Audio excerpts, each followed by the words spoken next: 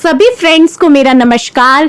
आज की इस वीडियो में हम जानेंगे देवों के देव महादेव और माता सती की अलौकिक प्रेम कथा। ब्रह्मदेव के पुत्र प्रजापति दक्ष की अनेक कन्याएं थी और प्रत्येक कन्या बहुत रूपवती और गुणी थी, परंतु दक्ष के मन में माता आदिशक्ति को पुत्री के रूप में पाने की इच्छा थी। इसलिए प्रजापति दक्ष ने तपस्या करना शुरू कर दिया।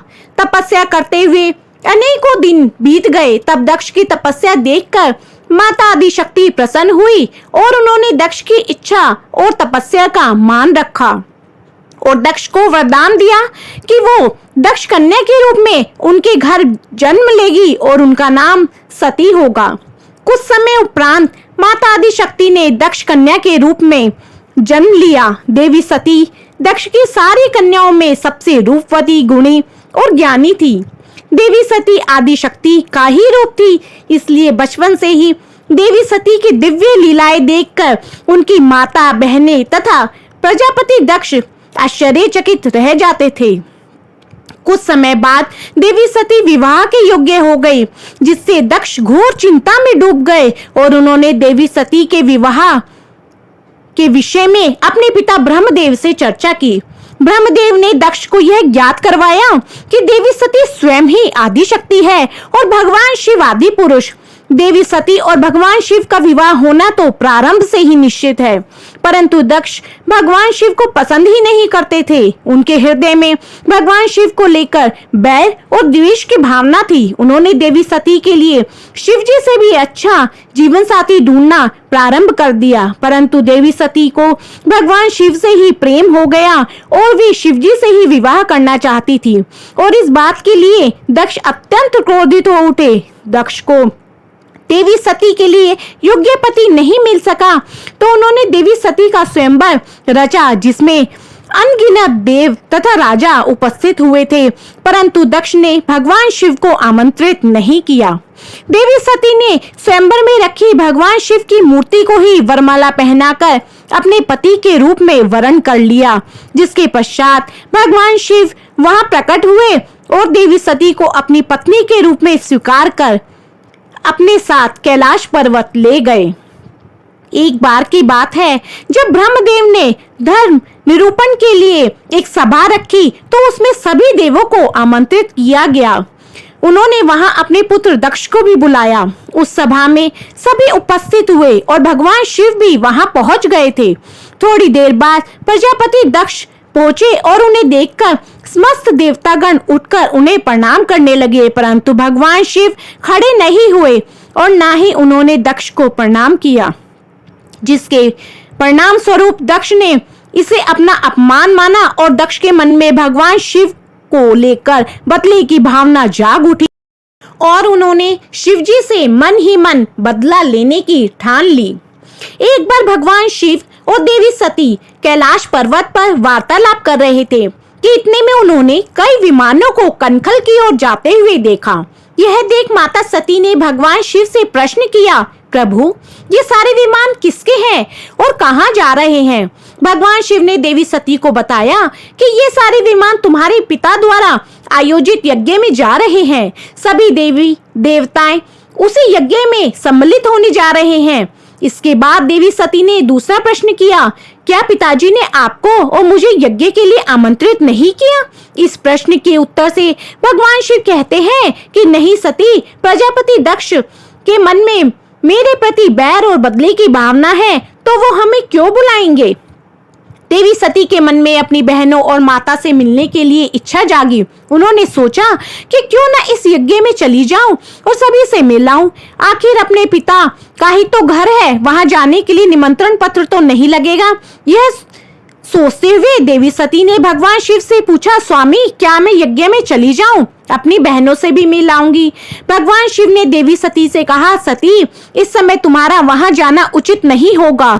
हो सकता है कि तुम्हारे पिता के मन में बदले की भावना के कारण वो तुम्हारा ही अपमान कर दे, और उन्होंने हमें यज्ञ में आमंत्रित भी नहीं किया, इसलिए बिना बुलाए वहां जाना उचित नहीं है। शिव जी की बात सुनकर देवी सती ने कहा कि पिता के घर जाने के लिए मुझे आमंत्रण पत्र की आवश्यकता नहीं है, और देवी सती अपने पीहर जाने की जिद करने लगी, जिसे देख भगवान शिव को अनुमति देनी ही पड़ी। लेकिन शिव जी ने माता सती को नंदी को भी अपने साथ ले जाने को कहा।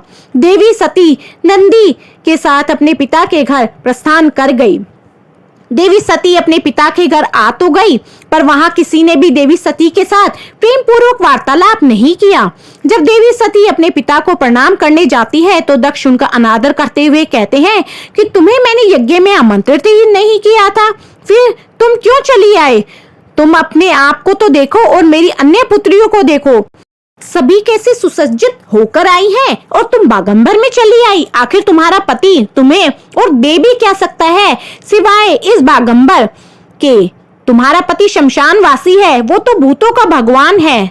दक्ष भगवान शिव को लेकर अनगिनत कटु शब्द बोल रहे थे, जिसे सुनकर देवी सती अत्यंत दुखी हुई और उनके मन में पश्चाताप की भावना उमड़ पड़ी। देवी सती को भगवान शिव की बातें याद आ गई कि बिना बुलाए तो पिता के घर नहीं जाना चाहिए। देवी सती मन ही मन पश्चाताप की अग्नि में जल रही थी कि वो अपने पति की बातों का अनादर कर पिता के घर क्यों चली आई, और वहां उन्हें अपने पिता के मुख से अपने ही पति को लेकर अपशब्द सुनने पड़ रहे हैं। अपने पिता के मुख से भगवान शिव के बारे में अपशब्द सुनकर देवी सती मौन ही खड़ी रह गई। इसके बाद देवी सती ने यज्ञ मंडल में यज्ञ कुंड के सामने होती आहुतियों को देखा, और उसे देख उन्होंने अपने पिता दक्ष से प्रश्न किया कि पिताश्री, यहाँ सभी देवों को यज्ञ का भाग दिया गया, परंतु कैलाशपति भोलेनाथ का भाग कहाँ है? आपने उनका भाग क्यों नहीं रखा? इस पर दक्ष ने क्रोधित होकर द्वेष की भावना में कहा कि मैं शिव को देवता नहीं मानता। तुम्हारा पति शमशान वासी है, भूतों का देवता है, सर्पों की माला पहनता है, नग्न रहने वाला है, अपने देह पर भस्म लगाता है और हड्डियों की माला धारण करता है। मैं शिव को देवता की पंक्ति में बैठने योग्य नहीं समझता, तो उसे यज्ञ का भाग क्यों दूं? अपने पिता के मुख से यह सब सुन देवी सती की आंखें लाल हो उठी और उनका मुख प्रलयकारी सूर्य की भांति ही तेज दीप्तिमान हो गया। देवी सती इन बातों की पीड़ा से क्रोधित हो उठी और वो स्वयं से कहने लगी, मैं अपने पति भगवान शिव के लिए ये अपशब्द कैसे सुन रही हूँ? धिक्कार है मुझ पर, धिक्कार है यहाँ बैठे सभी देवगणों के ऊपर जो कैलाशपति के लिए ऐसे शब्द सुन रहे हैं। वो मेरे स्वामी है और नारी के लिए उसका स्वामी ही उसका भगवान होता है। जो नारी पति के लिए अपशब्द सुनती या बोलती है वो नरक की भागीदारी होती है। सुनो पृथ्वी देवताओं सुनो, मेरे पिता ने मेरे स्वामी का अपमान किया है, अब मैं एक भी क्षण जीवित नहीं रहना चाहती। देवी सती अपने ये शब्द बोलते हुए यज्ञ कुंड में बैठ गई और देखते ही देखते वह पूर्ण रूप से ज्वलित हो उठी। यह सब देख नंदी ने जल्दी से भगवान शिव को सारी बात बताई। भगवान शिव अत्यंत दुख और क्रोध में आकर अपनी जटा खींचकर भूमि पर फेंक देते हैं। तभी उस जटा से वीरभद्र प्रकट होते हैं, जिन्हें भगवान शिव प्रजापति दक्ष को मारने की आज्ञा देते हैं। वीरभद्र दक्ष के यज्ञ स्थल की ओर आगे बढ़ते हैं और सारा यज्ञ स्थल तहस नहस कर देते हैं।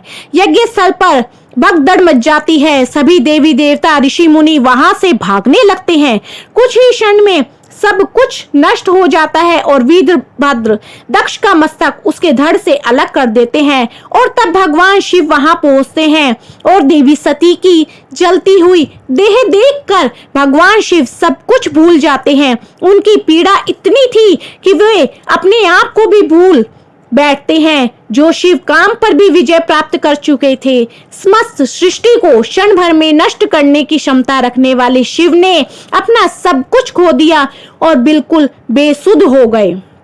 भगवान शिव ने देवी सती का जलता हुआ शरीर उठाया और सभी दिशाओं में उसी भांति देवी को लेकर भ्रमण करने लगे। देवी सती और भगवान शिव के इस प्रेम और दर्द को देखकर समस्त सृष्टि ही रुक गई। वायु, जल, ग्रहों की गति ही रुक गई। वायु के अभाव में पूरी सृष्टि के प्राणी ईश्वर से अपने प्राणों की गुहार लगाने लगे। यह सब देखकर नारायण ने सोचा कि भगवान शिव अगर इस पीड़ा से बाहर ना निकले तो संपूर्ण सृष्टि ही नष्ट हो जाएगी। इसलिए विष्णु भगवान ने अपने सुदर्शन चक्र से देवी सती के शरीर को टुकड़ों में बांट दिया और वो सारे टुकड़े एक एक कर पृथ्वी पर अलग अलग स्थानों पर गिरने लगे। जब देवी सती के सारे टुकड़े पृथ्वी पर गिर गए तब भगवान शिव अपने चैतन्य में वापस आए और सृष्टि के सारे कार्य फिर सुचारू रूप से चलने लगे। देवी सती के शरीर के कुल 108 टुकड़े पृथ्वी पर आकर गिरे जो शक्तिपीठ कहलाए।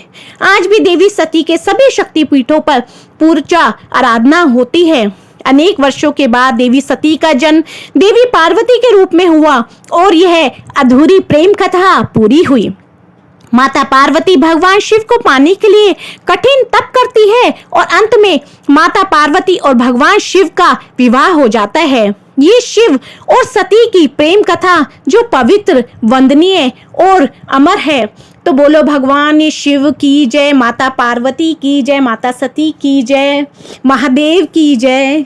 तो फ्रेंड्स, आपको मेरी ये वीडियो पसंद आई है, यूज़फुल लगी है तो मेरी वीडियो को ज़्यादा से ज़्यादा लाइक, शेयर एंड कमेंट कीजिए और कमेंट में जय भोलेनाथ अवश्य लिखिए ताकि आगे भी आपको मेरी ऐसी ही यूज़फुल वीडियोस मिलती रहें। Thank you for watching. Bye.